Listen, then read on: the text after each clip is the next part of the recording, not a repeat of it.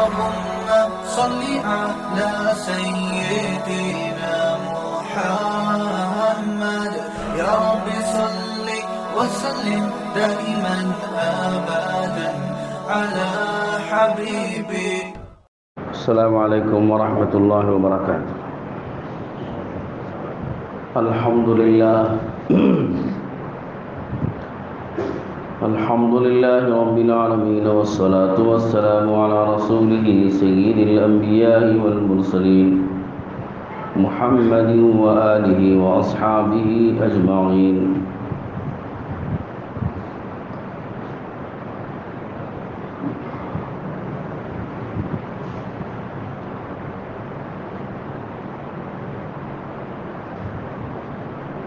أما بعد فأعوذ بالله من الشيطان الرجيم. بسم الله الرحمن الرحيم. وما خلقت الجن والإنس إلا ليعبدون ما أريد منهم من رزق وما أريد أن يطعمون إن الله هو الرزاق ذو القوة المتين.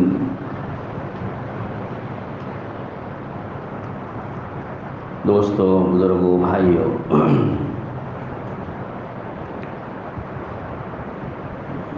یہ کائنات اور اس کی تمام مخلوقات اللہ تعالی شانہ کی بنائی ہوئی ہے. زمین بھی، آسمان بھی، اور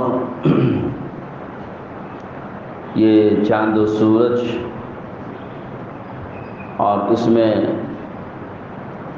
ہواؤں کا چلنا، پانی کا آسمان سے برسنا اور زمین سے ابلنا، اور پھر اس میں طرح طرح کی مخلوقات، اڑنے والے، تیرنے والے، رینگنے والے، دوڑنے والے، اور اچھل اور پھدکنے والے، اچھلنے والے اور پھدک کے چلنے والے، دو پاؤں سے چلنے والے، چار پاؤں سے چلنے والے، اور کئی پاؤں سے چلنے والے، سب قسم کے جانور اور مخلوقات، نظر آنے والے اور نہ نظر آنے والے. انسان نظر آتا ہے، جنات اور شیاطین نظر نہیں آتے. تو نظر آنے والی مخلوقات اور نظر نہ آنے والی مخلوقات، چھوٹے چھوٹے جراثیم اور بعض کیڑے اور مکوڑے ایسے بھی ہوتے ہیں کہ جو نظر نہیں آتے. تو نظر آنے والی مخلوقات اور نہ نظر آنے والی مخلوقات، ان میں فرشتے بھی ہیں. یہ سب اللہ تعالی شانہ کے پیدا کردہ اور بنائی ہوئی مخلوقات ہیں. اور اللہ نے ان سب کو دنیا میں پیدا کیا، اور اس کے متعلق حدیث میں موجود ہے انما الدنیا خلقت لکم، کہ یہ ساری مخلوقات اور یہ دنیا اور کائنات کی تمام چیزیں ہم نے اے انسان تمہارے لیے بنائے. عجیب بات ہے کہ ساری کائنات انسان کے لیے بنائی، انسان کی خاطر چلائی گئی. اور وَأَنَّكُمْ خُلِقْتُمْ لِلْآخِرَةِ، اور انسان سے کہا کہ تم کو آخرت کے لیے بنایا گیا. انسان کو بنایا گیا آخرت کے لیے، اور کائنات بنائی انسان کے لیے. تو ایک غور کرنے کی بات ہے کہ آخر اتنا اہتمام انسان کے لیے کرنے کی کیا ضرورت ہے؟ انسان کی خاطر اتنا بڑا نظام چلانے کی اور اتنا بڑا نظام قائم کرنے کی کیا ضرورت پیش آئی کہ اللہ جل شانہ نے کیوں اس کے لیے، انسان کے لیے اتنا سب کائنات کا یہ نظام چلایا؟ تو اس میں ایک بات تو یہ ہے کہ اللہ تعالی شانہ نے کائنات یہ ساری کی ساری اس لیے بنائی تاکہ انسان اللہ تعالیٰ کو ان کائنات کی علامتوں میں غور کر کے پہچان سکے۔ کائنات کی یہ سب علامات ہیں اللہ کی، ہر مخلوق اللہ کی نشانی ہے۔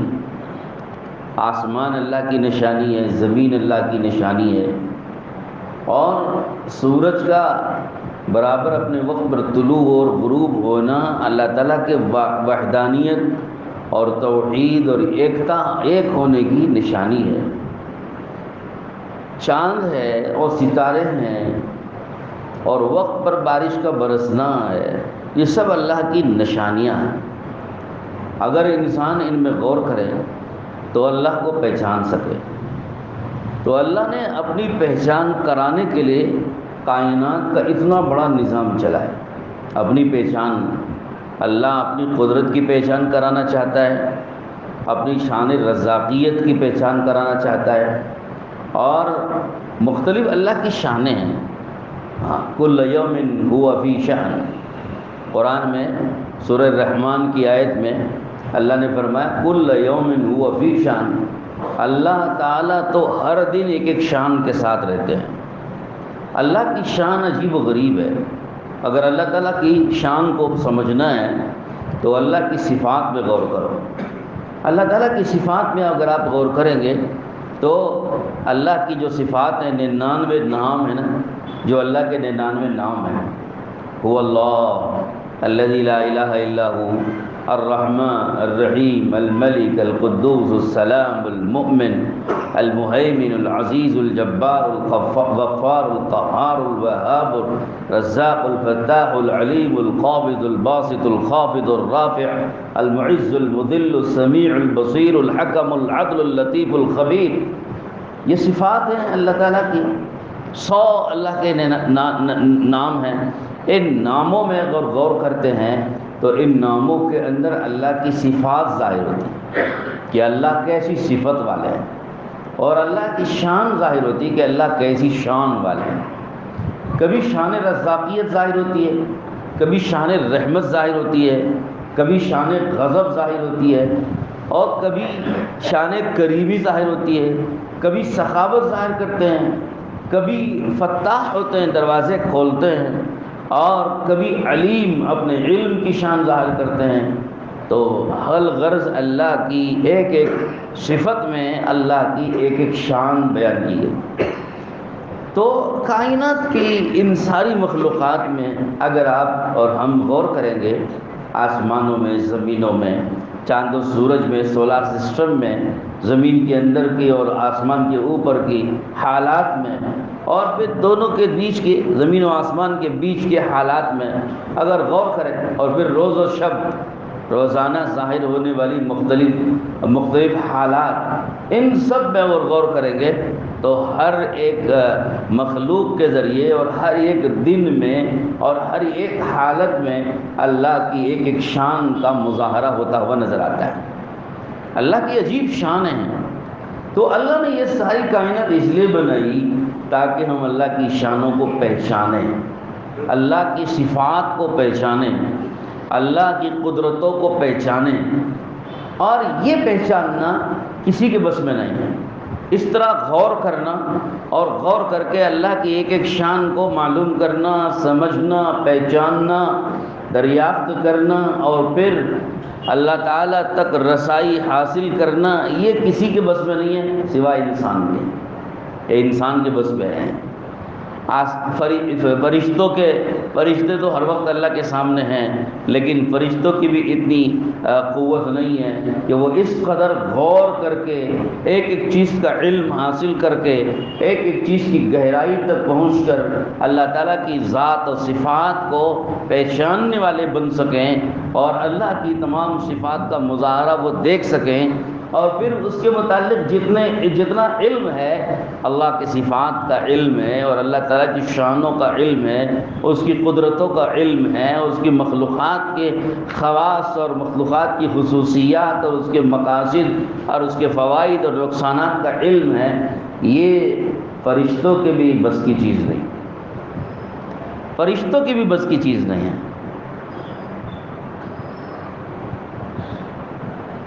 اور جنات کے بس کی بھی چیز نہیں ہے، یہ انسان کے بس کی چیز ہے۔ اللہ نے قرآن میں فرمایا کہ جب ہم نے انسان کو خلیفہ بنانے کا ارادہ کیا، انسان کو ہم نے خلیفہ، زمین میں اپنے خلیفہ بنانے کا ارادہ کیا انسان کو، تو فرشتوں کو اعتراض ہو گیا۔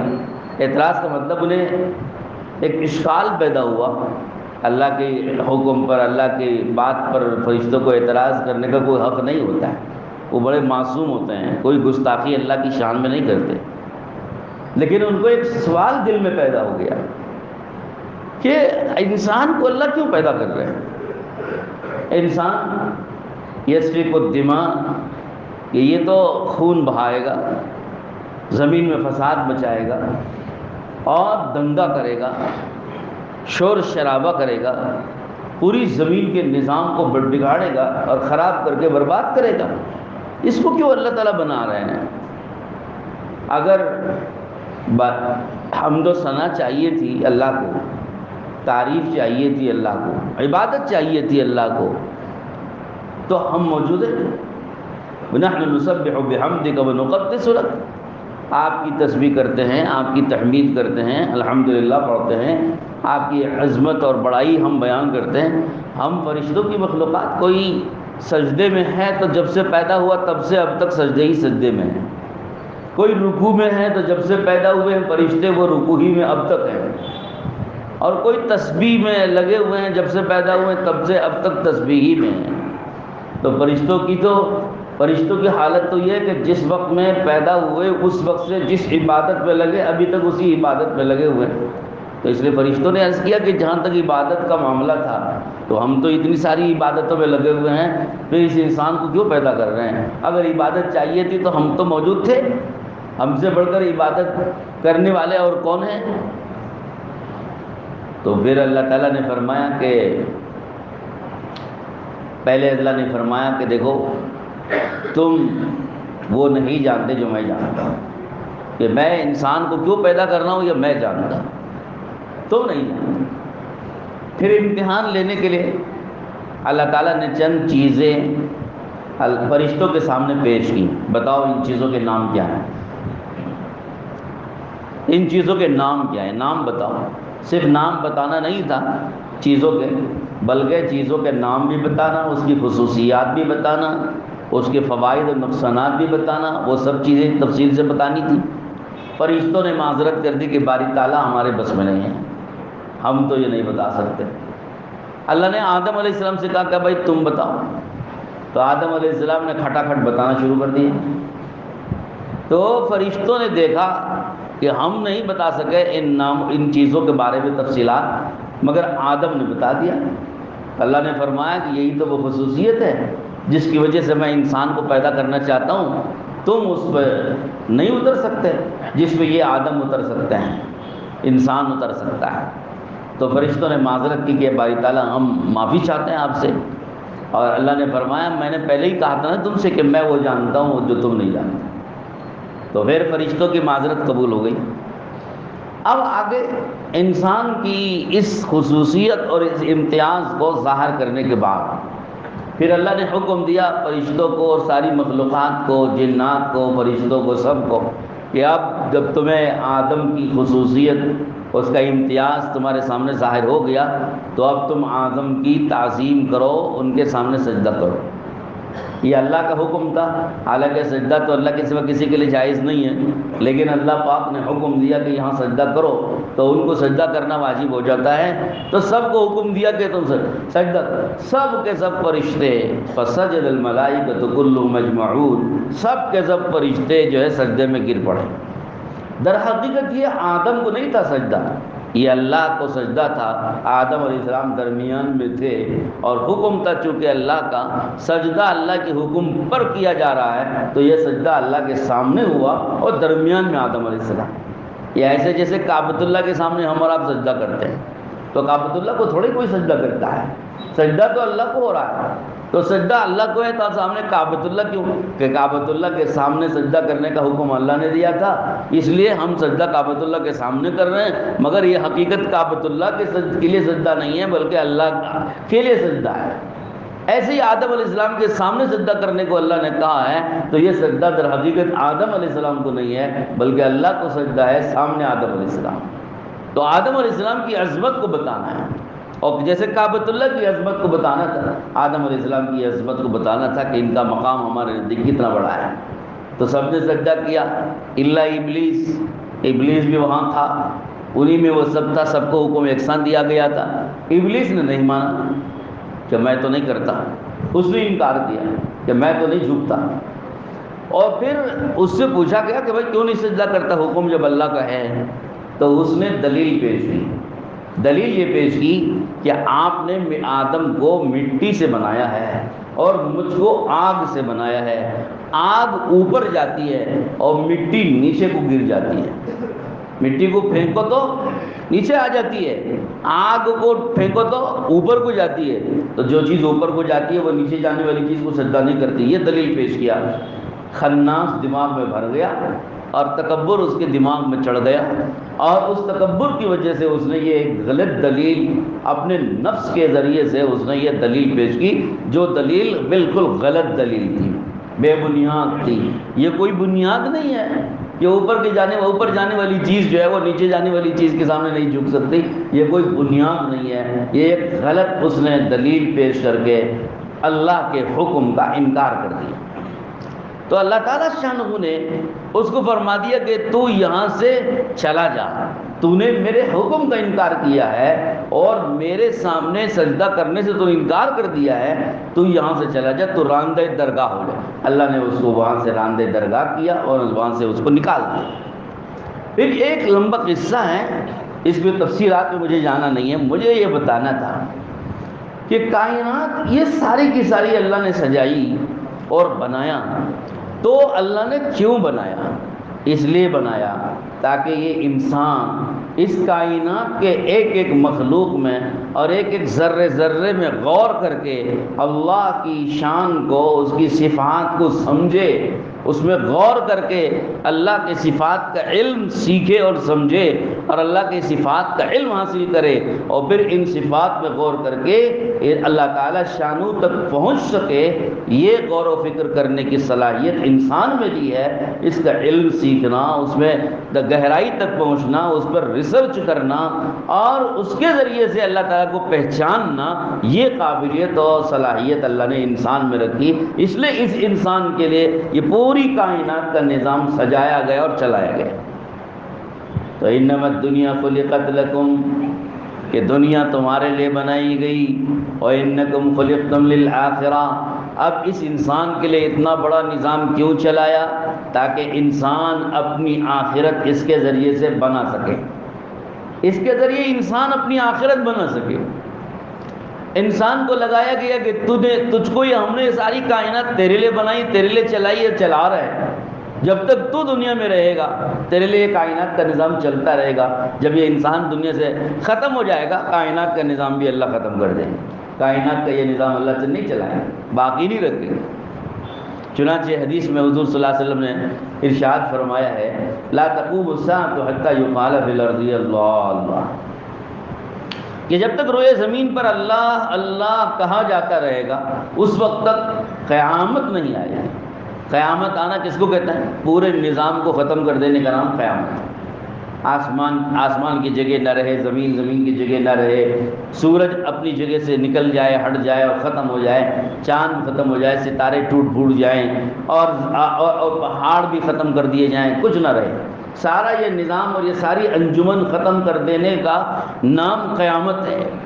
اور اللہ فرماتے ہیں کہ اللہ کے نبی فرماتے ہیں کہ جب تک روئے زمین پر اللہ کا نام لیا جاتا رہے گا تب تک یہ قیامت نہیں آئے گی۔ ایک بھی انسان اگر اللہ کا نام لینے والا زمین کے کسی بھی گوشے کسی بھی کنارے میں زندہ ہے تو اللہ اس ایک مسلمان کے لیے، اس ایک انسان کے لیے جو اللہ کا نام لے رہا ہے، پورا نظام باقی رکھیں گے یا نہیں توڑیں گے؟ سورج چل رہا ہے، چاند چل رہا ہے، آسمان کھڑا ہے، زمین کھڑی ہے، فصل اگ رہی ہے، بارشیں برس رہی ہیں، پانی ابل رہا ہے، سب کچھ چلتا رہے گا، کچھ نظام میں فرق نہیں آئے گا، کیونکہ ابھی ایک ایمان والا باقی ہے۔ جس دن اس ایمان والے کی اور اس کلمہ پڑھنے والے کی، اس اللہ کا نام لینے والے کی موت واقع ہوگی، اسی دن پورا نظام دنیا کا ختم کر دیا جائے گا، یہ حدیث کہتی ہے۔ اسی لیے بعض حدیثوں میں یہ ملتا ہے قیامت فاسقوں، فاجروں اور کافروں کے اوپر آئے گی، اس وقت مسلمان زندہ نہیں رہیں گے۔ جس وقت قیامت آئے گی اس وقت میں مسلمان نہیں رہیں گے، کیوں؟ جب تک مسلمان ہے قیامت نہیں لانی ہے۔ جب ایمان والا اور کلمہ پڑھنے والا ختم ہو جائے گا تب قیامت لانی ہے۔ تو پھر کلمہ پڑھنے والے ختم ہو گئے تو دنیا میں کون رہیں گے؟ بے ایمان رہیں گے۔ جب پوری روئے زمین میں صرف بے ایمان رہیں تبھی قیامت آئے گی، تو قیامت قائم نہیں ہوتی مگر صرف بے ایمانوں اور کافروں اور فاسقوں فاجروں کے اوپر قائم ہے۔ تو کائنات کا یہ نظام اللہ تعالیٰ کی صفات کو سمجھانے کے لیے ہے، اور اس کے ذریعے اللہ اپنی صفات کو، اپنی شانوں کو سمجھانا چاہتے ہیں، اور یہ انسان کی ذمہ داری ہے کہ وہ کائنات کے ایک ایک مخلوق میں اور ایک ایک نظام میں غور کرے، اور غور کر کے اللہ کو پہچان کر اللہ رب العزت تک پہنچنے کی کوشش کرے۔ مولانا محمد یوسف صاحب رحمۃ اللہ علیہ تبلیغ اور دعوت کے بڑے ذمہ داروں میں گزرے ہیں۔ مولانا محمد الیاس صاحب رحمۃ اللہ علیہ کے صاحبزادے مولانا محمد الیاس صاحب نے یہ تبلیغ کا کام شروع کیا۔ ان کے انتقال کے بعد ان کے فرزند ارجمن مولانا یوسف صاحب نے اس کام کو اور پورے تبلیغ کے کام کو سنبھالا، ذمہ داری سنبھالی۔ تو وہ فرمایا کرتے تھے کہ مخلوقات میں غور کر کے خالق تک پہنچنا یہ ہدایت ہے، کائنات میں غور کر کے کائنات کے بنانے والے تک پہنچ جانا یہ ہدایت ہے، اور کائنات میں غور کر کے ریسرچ کر کے کائنات میں اٹک کے رہ جانا، مخلوقات میں غور کر کے اس ریسرچ کر کے مخلوقات میں ہی اٹک کے رہ جانا، وہاں سے نکل کر اس کے پیدا کرنے بنانے والے تک اللہ تک نہ پہنچنا، اس کا نام ضلالت اور گمراہی ہے۔ آپ غور کرو تو دنیا میں دو قسم کے غور کرنے والے پائے جاتے ہیں۔ اللہ نے غور کرنے کی دعوت دی ہم انسانوں کو، اللہ نے کہا غور کرو، آسمانوں میں غور کرو اور زمینوں میں غور کرو، ریسرچ کرو، چاند میں سورج میں ریسرچ اور غور کرو، اور اونٹ میں غور کرو، پہاڑوں پہ غور کرو۔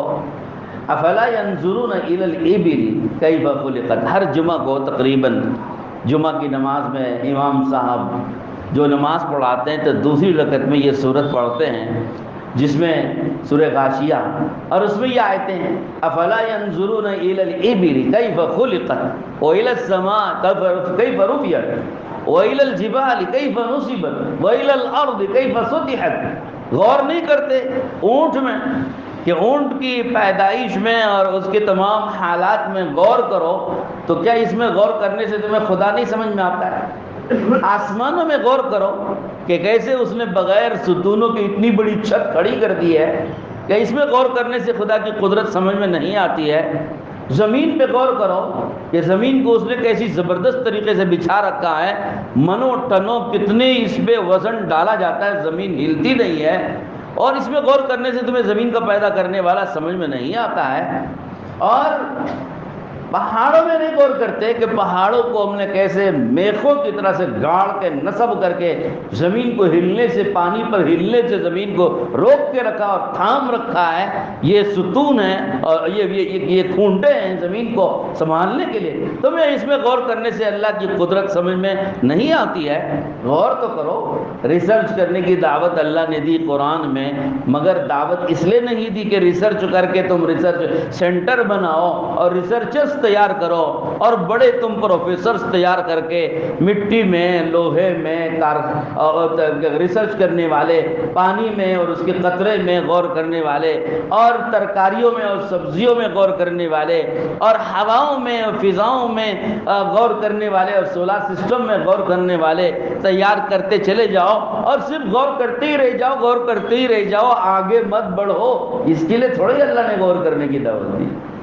اللہ نے کہا غور جب کر رہے ہو تو اس غور کرنے کا نتیجہ یہ ہونا چاہیے، ریسرچ اگر کر رہے ہو تو ریسرچ کرنے کا یہ نتیجہ ہونا چاہیے کہ تم کو اس پیدا کرنے والے، اس نظام کے چلانے والے اور اس مخلوقات کے پیدا کر کے اس کو سنبھالنے والے اور ان تمام اشیاء کو پیدا کر کے ختم کرنے والے اللہ جل جلالہ امن والہ تمہیں سمجھ میں آ جائیں۔ یہ ریسرچ کرنے کا اور غور کرنے کا نتیجہ ہونا چاہیے۔ یہ نہیں ہے کہ تم ریسرچ کر کے اسی میں اٹک کے رہ جاؤ۔ دنیا میں دو طرح کے غور کرنے والے ملتے ہیں، ایک یہ ریسرچ کرنے والے جو مخلوقات میں، پتھر میں ریسرچ کر رہے ہیں، مٹی میں ریسرچ کر رہے ہیں، پانی میں ریسرچ کر رہے ہیں، زمین کی تہ میں جا کے اور آسمانوں کے اوپر جا کے چاند اور مریخ اور کہاں کہاں تک پہنچنے کے، ابھی تو سورج تک بھی پہنچنے کی کوشش کر رہے ہیں، جبکہ سورج پہنچنے سے پہلے ہی یہ بے سورج ہو جائیں گے، ان کا سورج گل ہو جائے گا، ان کو پتہ نہیں ہے، اس لیے کہ سورج کی جو گرمی ہے اتنی دور رہ کر کے انسان کو جلا دیتی ہے، جب یہ قریب جائیں گے تو ان کا کیا حال ہوگا، کتنے کباب بنیں گے نہیں پتہ ہے ان کو، لیکن بہرحال خواب تو ضرور دیکھ رہے ہیں، غور و فکر کر کے وہاں تک پہنچنے اور چڑھنے کا خواب تو ضرور دیکھ رہے ہیں۔ اللہ نے کہا خواب تو ضرور دیکھو، مگر اس سے نتیجہ تو نکلنا چاہیے کچھ نہ کچھ کہ اس کا بنانے والا سمجھ میں تو آ جائے۔ تو دو طرح کے غور کرنے والے پائے جاتے ہیں دنیا میں، ایک ایسے ریسرچ کرنے غور کرنے والے جو غور کرتے ہی رہ جاتے ہیں، ریسرچ کرتے ہی رہ جاتے ہیں اور ان کو آگے کی رسائی نہیں ہوتی ہے، وہ مٹی میں اور مخلوق میں اور اسی میں اٹک کے رہ جاتے ہیں۔ یہ ریسرچ کرنے والے دنیا کے سائنسدان ہیں اور دنیا کے ٹیکنالوجی کے پیدا کرنے اور ٹیکنالوجی کے وجود میں لانے والے لوگ ہیں، یہ اسی میں غور کرتے کرتے اپنی صلاحیتیں اسی میں ختم کر چکے اور ختم کر رہے ہیں۔ نتیجہ ان کے ہاتھ کچھ نہیں آیا سوائے چند چیزوں کے تیار کرنے، چند سہولتوں کے بنانے اور چند دنیا کو ادھر سے ادھر ادھر سے ادھر پھرانے اور گھمانے کی صلاحیت حاصل کرنے کے سوا ان کو کوئی نتیجہ نہیں نکلا۔ دوسرے غور کرنے والے وہ ہیں جو مومن ہیں، مسلمان ہیں، ایمان والے ہیں، جو غور کرتے ہیں مخلوقات میں تو مخلوقات میں غور کرنے کے بعد انہیں خالق اور مالک سمجھ میں آ جاتا ہے۔ آسمانوں میں غور کرتے ہیں تو کہتے ہیں کیسی زبردست وہ ذات ہے جس نے بغیر ستون کے آسمان کھڑا کر کے رکھے، اور چاند میں اور سورج میں غور کرتے ہیں تو کہتے ہیں کیسی وہ اللہ کی ذات ہے جس نے چاند اور سورج کو چلایا ہے، اپنے وقت پر طلوع اپنے وقت پر غروب کراتا ہے، کوئی اللہ کے سوا اس کو چلانے والا کوئی ہے؟ تو غور کرتے ہیں تو اللہ تک پہنچتے ہیں۔ ابراہیم علیہ السلام نے اپنی قوم کو جو ستاروں کی پرستی جو پوجا کرنے والی تھی ان کو اسی بات کی تو دعوت دی کہ ذرا دیکھو ستارہ، دیکھو ستارہ، یہ تمہارا رب ہوگا نا، تم اس کو رب سمجھتے ہوں گے۔ وہ چونکہ ستارے کی پرستی جو عبادت کرنے والے لوگ تھے تو ان کو اسی ذہن سے سمجھایا، تم کو یہ سمجھ میں آ رہا ہے یہ تمہارا رب معلوم ہوتا ہے نا، ابھی ذرا سے ٹھہر جاؤ دیکھ لو۔ جب ستارہ غروب ہو گیا تو کہنے لگے کہ دیکھو غروب ہو گیا تمہارا رب، غروب ہونے والا رب کیسے ہو سکتا ہے؟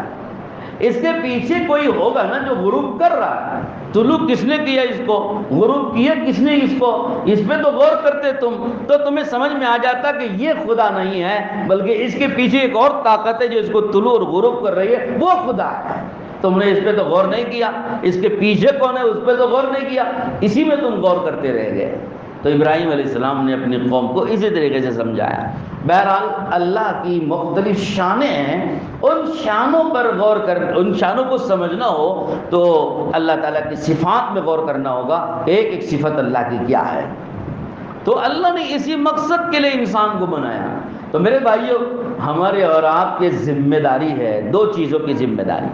ہم مسلمان ہیں نا تو ہماری دو چیزوں کی ذمہ داری، پہلی ذمہ داری ہے کہ ہم خود کائنات کی ان تمام مخلوقات میں ہم غور کر کے خالق و مالک کو سمجھنے کی، پہچاننے کی کوشش کریں اور پھر اس کے اپنے کو تابع بنا دیں، اس کے سامنے اپنے کو جھکا دیں، مطیع بن جائیں، فرما بردار بن جائیں، اطاعت گزار بن جائیں اس رب کے سامنے، اور دوسری ذمہ داری ہماری ہے ساری انسانیت کو بھی ہم سمجھائیں، سارے مسلمانوں کو بھی سمجھائیں کہ اپنی صلاحیتوں کو ضائع اور برباد مت کرو، اپنی طاقت و قوتوں کو دنیا کے پیچھے اور مٹی کے پیچھے اور ملک و مال کے پیچھے برباد مت کرو۔ تمہاری اصل صلاحیت اس میں لگنی چاہیے کہ اللہ کو پہچان کر اللہ کی ماننے والے ہو جاؤ، اللہ کو جان کر اللہ کو پہچان کر اللہ کی ماننے والے ہو جاؤ۔ یہ بات ہمیں ساری انسانیت کو عموماً اور اپنے مسلمان بھائیوں کو خصوصاً سمجھانے کی ضرورت ہے۔ اسی سمجھانے کا نام دعوت اور تبلیغ کی محنت ہے۔ اس سمجھانے کو دعوت کی محنت کہتے ہیں۔ تبلیغ اور دعوت کے جتنے کام اس وقت میں چل رہے ہیں ساری دنیا میں تبلیغ کا یہ کام چل رہا ہے، تو یہ کام اسی لیے چل رہا ہے تاکہ ہم مسلمانوں کو سمجھائیں تمہارے دنیا میں آنے کا مقصد کیا ہے، تم کو اللہ نے یہ کائنات کیوں دی ہے اور یہ مخلوقات کیوں بنائی ہے، اس پہ غور کرو۔ تم کو خود اللہ نے کیوں بنایا، کیا مقصد سے بنایا، تم اس مقصد زندگی میں غور کرو اور اپنے کو اپنی صلاحیتوں کو برباد مت کرو بلکہ اس مقصد زندگی پر اپنی صلاحیتوں کو لگاؤ۔ یہ دعوت دینا اور یہ بات سمجھانا یہ ہم میں سے ہر ایک کی ذمہ داری۔ ہر مسلمان دوسرے مسلمان کا دوست ہوتا ہے اور ایک دوسرے کا خیر خواہ ہوتا ہے۔ المؤمنون والمؤمنات بعضهم اولیاء بعض، ہماری دوستی کا اور مسلمان ہونے کے اور ہمدرد ہونے کا تقاضا یہ ہے ہر دوسرے مسلمان کو ہم سمجھائیں کہ ہمارا مقصد زندگی کیا ہے، ہم کیوں آئے ہیں، کیا کرنے کے لیے اللہ نے ہم کو دنیا میں بھیجا ہے اور یہ پوری کائنات کا نظام ہمارے لیے اللہ کیوں چلا رہا ہے، اس کو سمجھو۔ یہ بات ہم کو ایک ایک مومن مسلمان کو ہمدردی کی خاطر اور ان کی آخرت کی نجات کی خاطر اور آخرت اپنی ان کی بنانے کی خاطر ایک ایک مسلمان کو یہ بات سمجھانا اور دعوت دے کے ان کو پاکیزہ زندگی صحیح زندگی کی طرف لانا، یہ میری اور آپ کی دوسری ذمہ داری ہے۔ اللہ کرے کہ میری اور آپ کی اور سب کی بات سمجھ میں آ جائے۔ اسی کے خاطر ابھی آپ کو سنیچر، کل سنیچر ہے، پرسوں اتوار ہے، ان 2 دنوں میں اجتماع ہے، تبلیغی اجتماع، دعوت و تبلیغ سے متعلق اسکوٹے میں بڑا اجتماع رکھا گیا اور اس اجتماع میں ہزاروں لوگ الحمدللہ بنگلور کے 1/4 حصہ ہے، یہ 3 اجتماع ہو گئے، 1/4 اجتماع ہے، صرف 1/4 علاقے کا یہ اجتماع ہے۔ ہماری گزارش ہے آپ سب حضرات سے کہ اس اجتماع میں 2 دن فارغ کر کے ضرور تشریف لے جائیں۔ جو بات میں نے عرض کی ہے مختصراً، آپ کو 2 دن کے اس اجتماع میں ہر مجلس میں روزانہ تقریباً 4-5 مجلسیں ہوتی ہیں، اس ہر مجلس میں یہی بات پوری تفصیل کے کھول کے سمجھائی جائے گی۔ تو آپ سے میری گزارش ہے کہ آپ حضرات ضرور بھی ضرور اجتماع میں تشریف لے جائیں، وقت فارغ کر کے جائیں، بستر ساتھ میں لے جائیں تاکہ رات بھی اس پاکیزہ اور خوبصورت روحانی ماحول میں ہم گزار سکیں اور بزرگوں کی، اللہ والوں کی وہ ساری باتیں ہم سن کر کے اپنی زندگی کا مقصد ہم طے کر کے اپنے آپ کو ایک صحیح رخ پر ہم لا سکیں اور اپنے نوجوان بچوں کو بھی اور اپنے پڑوسیوں کو بھی، دوستوں کو بھی دعوت دے کے ساتھ میں لے جائیں۔ ایک پاکیزہ اور بہترین روحانی ماحول میں وقت گزارنے سے بہت سی چیزیں سمجھ میں آتی ہیں اور کیا پتہ کہ ہماری وہ مغفرت کا سبب بن جائے۔ اللہ والوں کی مجلس میں اور اتنے مسلمانوں کے درمیان میں خدا کی رحمت کے سائے میں رہیں گے تو پتہ نہیں ہماری بخشش کا کتنا بڑا سامان وہاں رکھا ہوا ہے۔ اس لیے میری گزارش ہے کہ ضرور بھی ضرور تشریف لے جائیں۔ آپ حضرات ضرور تشریف لے جائیں گے انشاءاللہ۔ وآخر دعوانا الحمدللہ۔